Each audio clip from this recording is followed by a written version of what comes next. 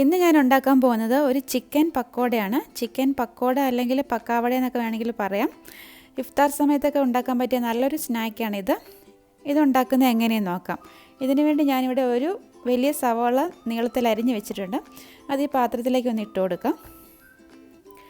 ഇനി ഇതിലോട്ട് കുറച്ച് കറിവേപ്പിലയും അതുപോലെ തന്നെ ഒരു 3-4 പച്ചമുളക് വട്ടത്തിൽ അരിഞ്ഞതും കൂടെ ചേർത്ത് കൊടുക്കാം.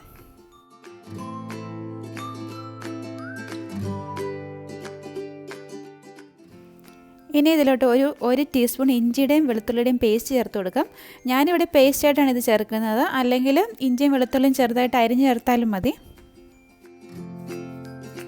ഇനി ഇതിലോട്ട് ആവശ്യത്തിന് ഉപ്പ് ചേർത്ത് കൊടുക്കാം.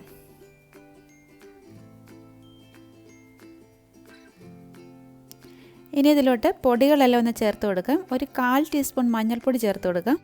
പിന്നെ ഇതിലോട്ട് ഒരു ടീസ്പൂൺ മുളക് പൊടിയും ഒരു 1/4 ടീസ്പൂൺ ഗരം മസാലയും ചേർത്ത് കൊടുക്കാം.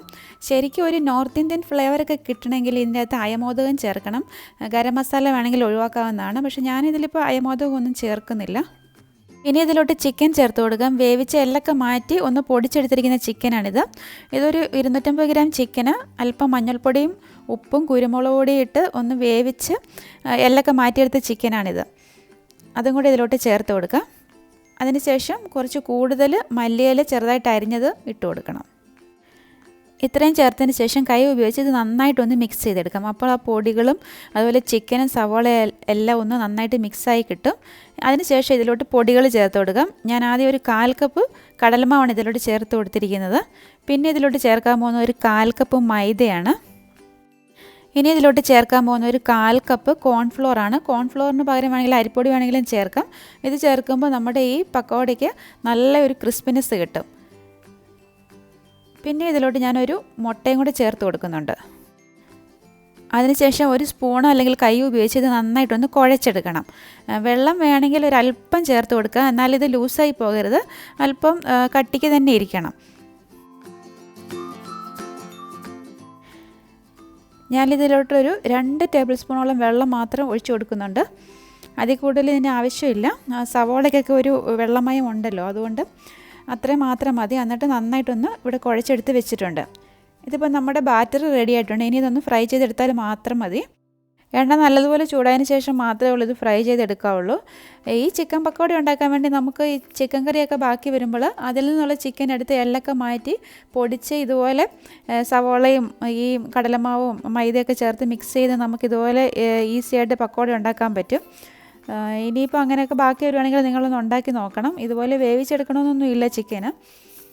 ഇതിപ്പോൾ എണ്ണ നന്നായിട്ട് ചൂടായിട്ട് വന്നിട്ടുണ്ട്. അതിലോട്ട് കുറേശ്ശെ ഇതിട്ടൊന്ന് ഫ്രൈ ചെയ്തെടുക്കുക. അങ്ങനെ ഷേപ്പ് ചെയ്തെടുക്കേണ്ട ആവശ്യമൊന്നുമില്ല. നമ്മൾ സാധാരണ പക്കോടയൊക്കെ ഉണ്ടാക്കുന്ന പോലെ കുറേശ്ശെ ഇട്ട് കൊടുത്താലും മതി.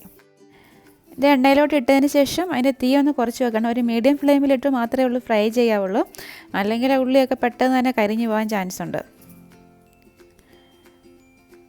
ഇത് തിരിച്ചും മറിച്ചിട്ട് നല്ല ഗോൾഡൻ കളറിൽ വേണം ഫ്രൈ ചെയ്തെടുക്കാനും. ഇത് നല്ല ക്രിസ്പി ആയിട്ട് തന്നെ ഇത് നമുക്ക് ഫ്രൈ ചെയ്തെടുക്കാൻ പറ്റും. നല്ല ടേസ്റ്റാണ് ഇതിന്. അയമോദകം ചേർക്കാൻ ഇഷ്ടമുള്ളവർക്കാണെങ്കിൽ അത് ചേർത്ത് കൊടുക്കാവുന്നതാണ്. ഇതിപ്പോൾ മൂത്ത് വന്നിട്ടുണ്ട്. ഇതിനെയും എണ്ണയിൽ നിന്ന് മാറ്റി ഒരു ടിഷ്യൂ പേപ്പറിലേക്ക് എടുത്ത് വെക്കാം.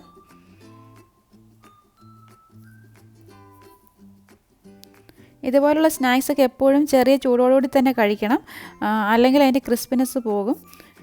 ടൊമാറ്റോ സോസിൻ്റെയൊക്കെ കൂടെ കൂട്ടി കഴിക്കാൻ പറ്റിയ നല്ലൊരു സ്നാക്കാണിത്. കുട്ടികൾക്കെല്ലാം തീർച്ചയായിട്ടും ഇഷ്ടമാകും. അതുപോലെ നോമ്പ് തുറ സമയത്തൊക്കെ ഉണ്ടാക്കാൻ പറ്റിയ നല്ലൊരു ഈസി ആയിട്ടുള്ളൊരു സ്നാക്കാണിത്. ഇതിൻ്റെ വീഡിയോ നിങ്ങൾക്ക് ഇഷ്ടമായെന്ന് വിചാരിക്കുന്നു. ഇഷ്ടമായ ലൈക്ക് ചെയ്യാനും കമൻറ്റ് ചെയ്യാനും ഷെയർ ചെയ്യാനും മറക്കരുത്. അതുപോലെ ചാനൽ സബ്സ്ക്രൈബ് ചെയ്യാനും മറന്നു പോകരുത്. വീണ്ടും നല്ലൊരു റെസിപ്പിയുമായി കാണാം. Thank you for watching Hannah's recipes.